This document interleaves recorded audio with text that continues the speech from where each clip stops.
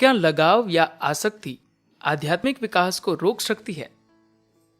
अगर हमारे जीवन में लोगों के प्रति स्नेह और आसक्ति भरपूर हो, तो क्या हमें अपने विकास के लिए अनासक्ति को अपनाना होगा?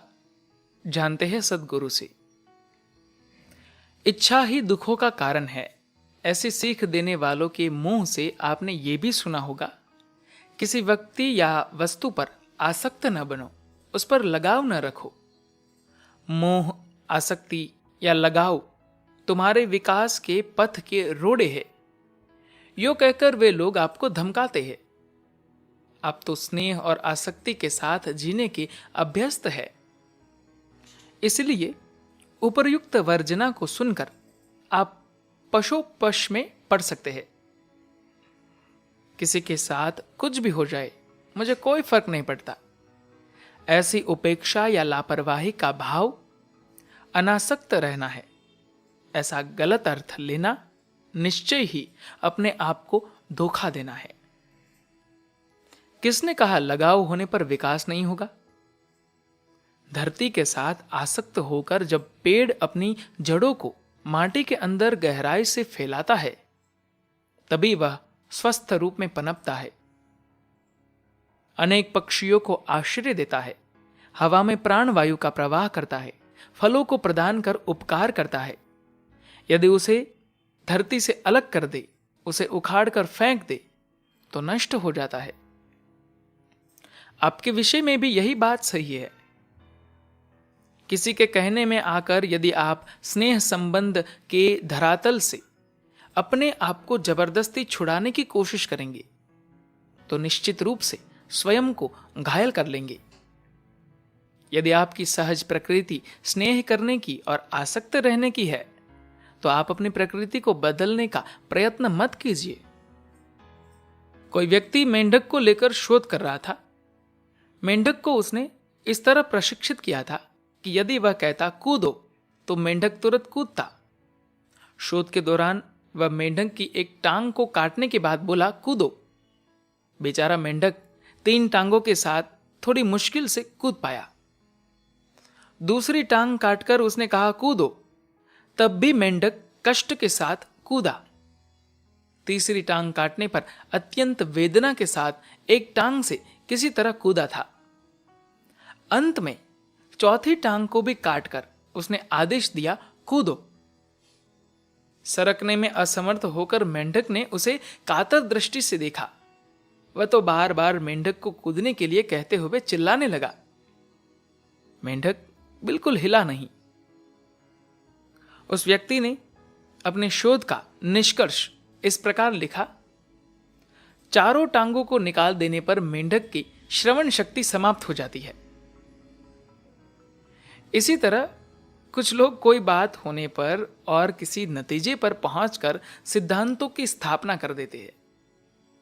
दुख के आधारभूत कारण को सही ढंग से समझे बिना ये घोषणा कर देते हैं, इच्छा या आसक्ति से ही दुख पैदा होता है। आसक्ति रखने पर दुख कब होता है? आपके बच्चे को स्कूल से ला रहा रिक्शा आपकी आंखों के सामने उलट जाता है, तब आप क्या करेंगे? रिक्शे की ओर भागेंगे, नीचे गिरे हुए बच्चों में से पहले अपने बच्चे को उठाएंगे।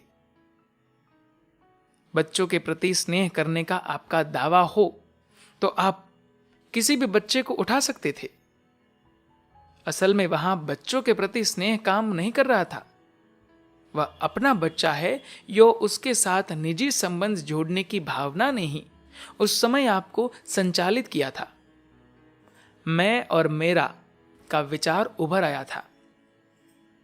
जब तक कोई व्यक्ति आपका मित्र बना रहता है, तब तक उनसे स्नेह करते हैं। जब वह दुश्मन बन जाता है, तब उससे नफरत पैदा हो जाती है।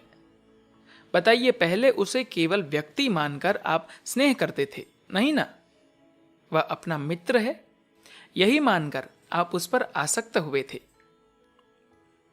किसी भी रिश्ते में खुद को हटाकर दूसरे को आगे रखते हुए उससे स्नेह करना आपके लिए संभव नहीं था।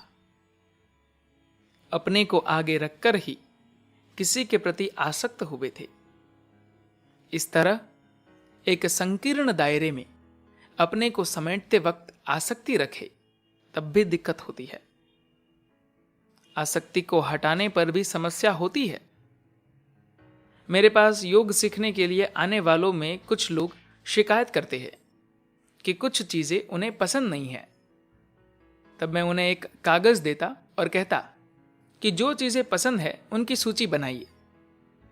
काफी देर तक दिमाग पर जोर डालने के बाद वे लोग कुछ लिखकर मुझे वह कागज लौटाते हैं। उसमें आधी दर्जन चीजों के नाम लिखे होंगे। मैं पूछता, इतने विशाल जगत में आपकी पसंद की चीजें बस 6-7 ही है। उनसे कोई जवाब देते न बनता। इच्छा अनिच्छा के नाम पर यदि हम अपनी दृष्टि को संकुचित बना लेंगे तो कितनी ही अनोखी बातें अपनी पसंद की सूची में स्थान नहीं पाएंगी। नतीजन इस जगत की पूर्णता का अनुभव करना आपके लिए कभी संभव नहीं होगा। अनासक्त होकर सबसे अलग थलग रहना स्वतंत्रता नहीं है, विकास नहीं है। सबको आत्मसात करते हुए विश्व रूप लेकर दिखाना ही वास्तविक विकास है।